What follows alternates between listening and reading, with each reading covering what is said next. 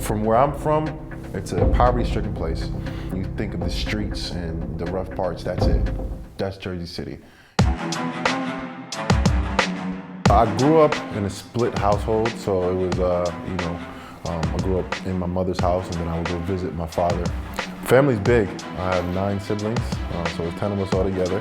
When I got to X9, which is New Brunswick, I was a basketball player, I would walk up and down the streets with basketball. But all my friends played football. They all would, go to Pop Warner practice after school, and not me. I would go to court, which was fine, because I was really good at basketball, and I would play against, older guys, men, even guys that were like out of high school and stuff like that.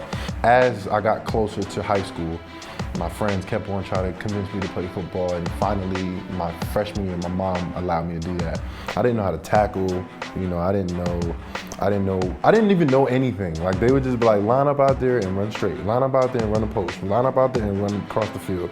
That's all I knew, But going into my sophomore year, after that year, I actually started lifting weights, and I got a little bigger, got a lot stronger, not a lot stronger, but a lot stronger.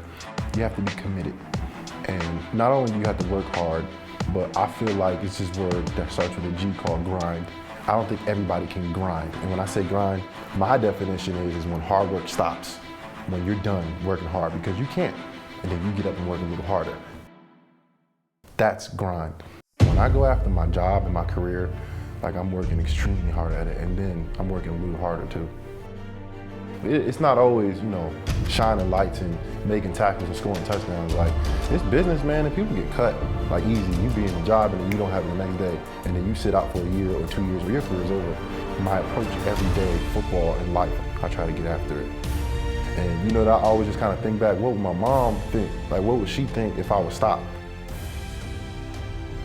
Everything I do is for her and my daughter. So, when I start thinking about, folding it in, or, having doubts about my occupation or my approach, then I think back that, she ain't never give up on us. She ain't never give up on our family. I know what my upbringing was, and where I'm at now, I can take a step back and look at it and like, look, you came from this. I think that's what makes you you. Not just your job and your detail, and I'm a linebacker, for the Tampa Bay Buccaneers, that's fine. But, I'm also a guy that like to give back.